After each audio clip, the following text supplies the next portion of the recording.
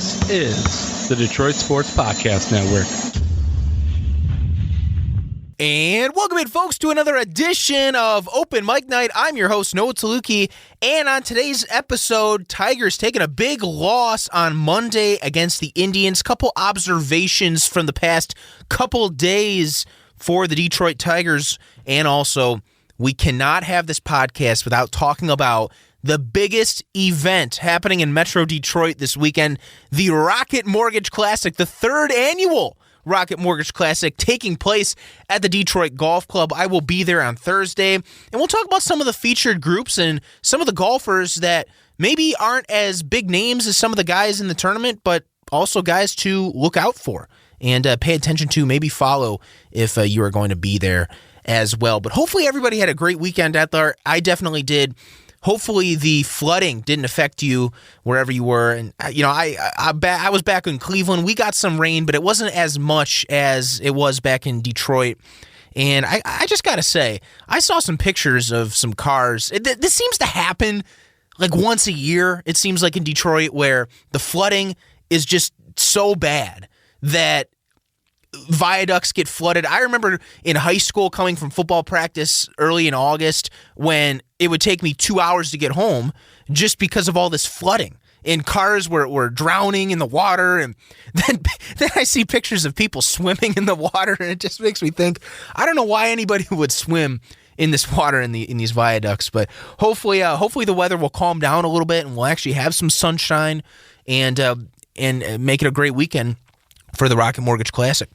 Before we talk about the Tigers, though, I do want to say, I do want to share with you one of my experiences this weekend. I was actually able to meet an NFL head coach this weekend. No, it was not Dan Campbell. It was not Kevin Stefanski from the Browns. I actually got to talk with Brandon Staley, the new LA Chargers head coach, and a coach that I kept telling you guys on the podcast should be in serious consideration for the Detroit Lions job. And I mentioned to you guys a lot, I'm a John Carroll guy. We have a huge pipeline in the NFL. You know, Peter Schrager has covered it. Sports Illustrated, NFL Network, a lot of people, a lot of publications have covered our NFL pipeline. And Coach Brandon Staley, he coached 3 years at John Carroll in the mid-2000s. 2013, he left for a year, then came back 2015 and 16. And I was able to meet him, and I just got to say, he is one very, very smart guy. He knows what he's doing. He has an ability to connect with people.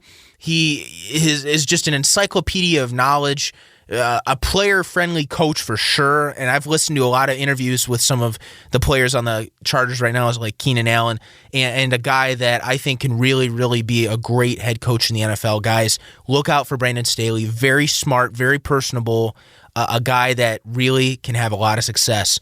And a guy I really wish the Lions could have hired, at least considered. I'm all for Dan Campbell, guys. Trust me, I'm all for Dan Campbell. But Brandon Staley he's going places. He's very special. So look out for Brandon Staley. I just wanted to share. I was able to meet him, and I was very impressed and had a great conversation with him about football and all that. So it was awesome. I'm really happy he was back at John Carroll this weekend as well. All right, so little Tiger talk, and I gotta say, so I actually went to the game on Monday. One of my few Mondays are my only off days for the Lake County Captains. As I mentioned before, I am doing the production internship for the Lake County Captains, producing their games. Lake County, by the way, is the high A affiliate for the Cleveland Indians. So they play in their league. They play West Michigan, the West Michigan Whitecaps. So you know, Spencer Torkelson, Dylan Dingler, at the beginning of the season was on the West Michigan Whitecaps. Now they're up to AA Erie. So one of my few off days, I was actually able to go and enjoy a live baseball game. I have not seen a professional live baseball game since 2019 because last season no fans were allowed at any of these games. So it felt so good. And look, it was at Progressive Field. Matt Manning got absolutely rocked. 9 runs allowed. It was bad. Miggy did have an opposite field home run, though. I like that. I like that from him. But I just got to say, and I don't know if anyone out there listening has been to a Tigers game yet or anything, it's just good to be back.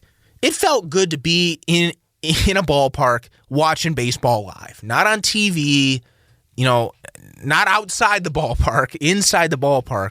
And it felt really, really good. Even though the Tigers got rocked, I definitely had a good time. So if you guys can go check out a Tiger game, it's fun. At least just to be around, just to be back. So I really, really enjoyed my first baseball game in over 2 years. Because I used to go to 10, 15 Tiger games a summer. And it's just been a while. It's been way too long. So I was able to go, and it was a lot of fun. Fun thing, too, Eli Morgan, the Cleveland pitcher, so I got to see him pitch a lot in Akron with the Akron Rubber Ducks when I interned with them in 2019. So I got to see, and I also saw Matt Manning pitch when he was with the Erie Seawolves when they were playing each other. So I thought that was definitely an interesting matchup, a real throwback to 2 years ago when I was with the Rubber Ducks. And Ernie Clement, one of the guys for the Indians, also a Rubber Duck player when I was over there 2 years ago. So it was kind of a little bit of a homecoming, a Rubber Duck reunion as I recalled. But anyways, though, so I do have a couple of observations. Now, look, Sunday's win was great. I mean, that was a suicide bunt attempt, and A.J. Hinch, he's got some tricks up his sleeve for sure. Suicide bunt against his former team, the Astros. They were able to walk it off 3-2 in extra innings on Sunday. So a great split with Houston. I mean, obviously, Houston's a great team. Great for the developmental process. But then they absolutely just got destroyed against the Indians on Monday. And it kind of goes back to Matt Manning. We talked about Matt Manning a lot a couple podcasts ago. When I asked Dan Hasty about him, he was talking about a guy being more ready than we thought against the Angels. I mean, he lasted, I believe it was 5 innings, gave up only 2 runs, a couple strikeouts. I mean, not terrible. But the one thing I did notice was that he really just has one pitch. It's a fastball. And at this level, and especially how pitchers have evolved, you have to have more than one pitch. You have to. And I think that's part of the reason he got shelled on Monday. The Indians did their homework. All the analytics and everything, they did their homework. They know he only has one pitch, and they were able to take advantage of it. So, it goes back to the fact that, was he ready? Was he really ready? When you're only throwing one pitch, you're 23 years old. You drafted 2016. I get the pressure to have him up. Not only because of the injuries to Matthew Boyd and Spencer Turnbull, so this is kind of a necessity for the Tigers to have him up. But at the same time, it's a little pressure from Avila. This is a guy that you drafted out of high school. The native of Elk Grove, California. In 2016, 18 years old. It's been 5 years. He's 23 now, 24. It's time. He's not a baby anymore. This is a high-end prospect. Remember, Matt Manning was a first-round pick. It's not like this guy was drafted in the 20th round or whatever. Even the 8th round, like Tarek Skubal. This is a guy that was drafted in the first round. So I think maybe they were... And plus, you got to remember, he was hurt last year. He did struggle with injuries. They shut him down. So, and obviously the weird year of 2020 kind of hindered everyone's production and development. I don't know if he was just a product of that, but in terms, I think it's good that at least he's getting experience, he's getting reps, he's getting innings in games, but it's kind of obvious he's not ready fully. We kind of thought, and look, I'm one of the guys, he had a great start against Angels, against the Cardinals, but by that third start against the Indians, 9 runs, he's going to have to develop something more. I don't know if that means sending him back down to AAA Toledo once Boyd or Turnbull gets healthy. I don't know if it means that. I don't know if it means going to the bullpen for the rest of this year once they're back. But something's got to happen with Matt Manning, and because they need him, the Tigers need him. Casey Mize, he's pitched well. He seems to be finding his groove. Tarek Skubal, he's getting there. You can tell he's getting there. I mean, he had a great start last time out against the Astros. So Matt Manning, he's the big three. Manning, Mize, and Skubal. He needs to complete that. And I think he just needs to develop another pitch, a couple more pitches. Got to develop his curve, changeup, whatever his number two. It's got to be effective because in the major leagues, that's what you got to do. The hitters are just too good. This isn't high school anymore. This isn't West Michigan. This is the MLB. And in my opinion, he's got to develop more. And it's time. All right. So enough of some Tigers talk. I do want to get into the Rocket Mortgage Classic. Unfortunately, we couldn't get a guest this week for to talk more about the Classic. But it is at the Detroit Golf Club on Thursday, Friday, Saturday, Sunday, July 1st through July 4th. How about that? Rocket Mortgage Classic on July 4th weekend. That's pretty big, especially if they want to grow the event and keep it on the 4th of July weekend. A lot of people, it's a holiday. A lot of people want to be doing things that day, and a lot of people will be tuned in, especially once they start getting more and more big names. And this year was a big start. We mentioned a couple weeks ago. They had Phil Mickelson. Getting Phil Mickelson was a huge, huge deal. Obviously, Bryson DeChambeau comes with some sizzle. Cameron Champ, even him. And I like how they put Cameron Champ and Bryson in one pairing. Those guys are two of the longest hitters on the tour. It's going to be interesting to see how people respond to that. That's going to be cool. And I'll tell you what. So this course, I've actually had the privilege to play it before. It's not too far from U of D Jesuit, my high school where I went. Matt Derry was my teacher there, a good friend of the podcast. So I actually was able to play it last year. So it was the same, because there's the North Course and the South Course. The North Course is the one that the pros play, the PGA event. The South, is the other one. And I'll tell you what, guys, from my perspective, very, very long. For this tournament, it's playing at 7,370 yards. That's a long course. Long and straight. But I think that's why the PGA was fine with it. There's only one hole with water. It's the 14th hole. And it's just long and straight. Not many dog legs or anything like that. The PGA Tour, they like birdies. They like a lot of birdies. It's supposed to be fun, energetic crowds. I wouldn't say, the length is obviously, one challenge, but the modern game, they're hitting it so far. I don't want to say it's not a challenge, but I'm not saying it's. I just want to say it's not like a big challenge for them. Bryson won at 23 under last year. Nate Lashley the year before was 28, 29 under, something like that. Nate Lashley had never even won a PGA event before. And he did very well at the DGC. So they've tried to fix it in terms of getting the rough a little thicker. And I think this year the rough is a little bit thicker than it was last year. So they're at least trying to combat that problem with the challenges and make it a little more challenging. The greens, I'll tell you what, when I played, those greens were fast. And you know what's funny? I don't even think those are the fastest greens on the PGA Tour. It's incredible. Plus, when you're there live, it's even more incredible to see these guys in action live. Seeing them hit the ball, because, on TV, it's such a different angle. Because on TV, they just focus on the ball. So they have a camera on the back of the green, and then they show the golfer squaring up, and as soon as he makes contact, it's just all they do is see the ball. But when you're there, you actually get to see, how accurate and how far these guys are. It's really incredible. It's incredible. It's gonna be there's some big names in this. We mentioned Cameron Champ and Bryson DeChambeau. They are teeing off at one of the afternoon times, 1:10. It's Bryson, Cameron Champ, and Kramer Hickok at 1:10.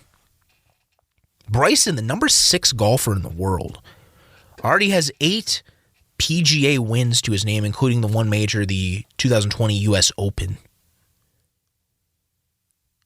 Another big group to look out for on Thursday and Friday, because these are the same pairings for Thursday and Friday.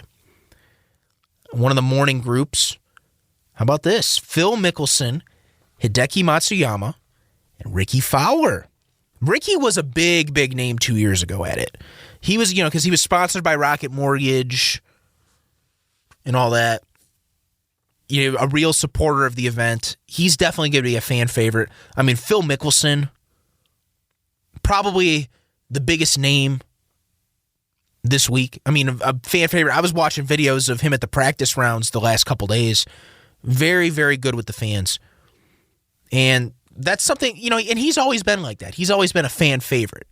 Really taking time with fans, getting pictures with them. Plus, he's a very good golfer.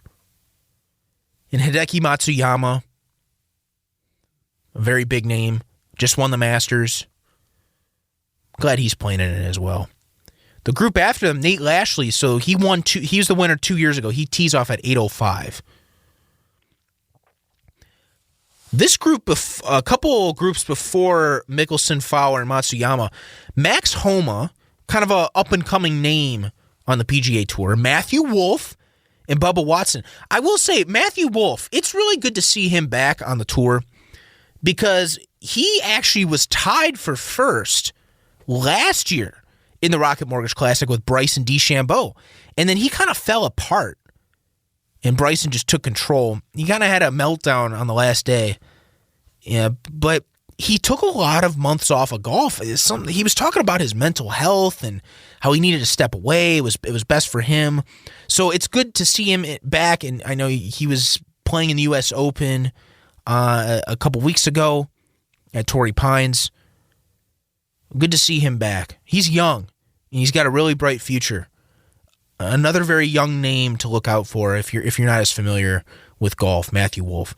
And then, of course, Bubba Watson. I mean, he comes with a lot of sizzle as well. A guy that really supported the Rocket Mortgage Classic 2 years ago when it first started. And a lot of my references are to 2 years ago because that was the last time we had fans, and I was actually able to go to that. Last year, there was no fans. A couple other names to look out for. Some of the earlier groups. Seamus Power, he's another guy. I believe he's from Ireland. 6:55 tee time. Doc Redman, he finished runner-up in the tournament 2 years ago to Nate Lashley. He's got a 6:45 a.m. So the earliest tee time is 6:45. So they're one group. They're having groups start on the first hole, and then they're having another group start on the 10th hole. So that's how the setup is going to be. Jason Day and Jason Duffner, both guys who have won majors before. Jason Day, a big name from Australia. Both of them are in the same group. They're at 7:15. Sebastian Munoz, he's from South America, and Kevin Kisner. A couple other sort of bigger names, 7:15 tee time. So there, and that's just some in the morning. Another interesting guy, by the way, and because I was doing some research on some of these guys, Jonas Blixt. He has a noon tee time. He's from Sweden. Actually played golf at Florida State. He's a huge Red Wings fan. So if there's any hockeynistas out there, Jonas Blixt is the guy to see. Big Red Wings fan. Wonder if he's ever been up to Joe Louis Arena, LCA yet. That'd be pretty cool. Harold Varner III, another up-and-coming name to look out for as well. He has a noon tee time. And I'll tell you what, folks, if you guys are there, you've got to see Will Zalatoris. He's a 12:20 tee time. The San Francisco native turned pro in 2018, has not won on the tour yet, but a guy that really made a name for himself at the Masters this past year. He was a guy that was a surprise in the top 10. He was in contention all 4 days. And a guy that has really played well as of late. Look out for Will Zalatoris this weekend as well. Gary Woodland, that's another name. As I'm just looking down the tee time list, he's a 12:30 tee time. He's playing with Martin Laird and William McGirt. Woodland won the U.S. Open a couple years ago. 37 years old. He's a very good golfer. A couple other names. Ches Reavie, 12:40 tee time. Dylan Fratelli, he's from South Africa. Does have one PGA Tour event victory to his belt, 1250 tee time. Another interesting group. 1 o'clock is Patrick Reed and Webb Simpson. Those are guys that are pretty good golfers. Could really make a name for themselves. I will say one of them, this is probably the more underrated group right here. Jason Kokrak, Patrick Reed, and Webb Simpson, the 1 o'clock group starting on hole number 1. That'll be one of the groups that people should pay attention to that might not get as much sizzle as some of the other groups. Lucas Glover, another name. He's won a major before. 120 tee time with Adam Hadwin and Bo Hosler. KJ Choi, if anyone remembers KJ Choi, he was actually in contention in the 2010 Masters with Phil Mickelson. So he's won 8 times. 1994 he became a pro. He's 51 years old. He's been on the tour for a long, long time. Rafa Cabrera Bello from Spain, 140 tee time. He's another big name for Europe and the Europeans. Willie Mack. Interesting about Willie Mack, there's a video about him on PGAtour.com. They kind of did like a little walk around with him of downtown Detroit. He has a really interesting story, kind of like a rags to riches story of how he got on the PGA Tour. It's worth checking out. Willie Mack could be a fan favorite, a guy that people really gravitate towards on this for this tournament at the DGC. 150 tee time. Look out for Willie Mack as well. So those are some of the names, and I kind of pointed out some of the smaller names as well. I would definitely check out some of the smaller name golfers. Everybody's going to be wanting to follow around, Phil Mickelson, Bubba, Ricky, Bryson, Cameron Champ.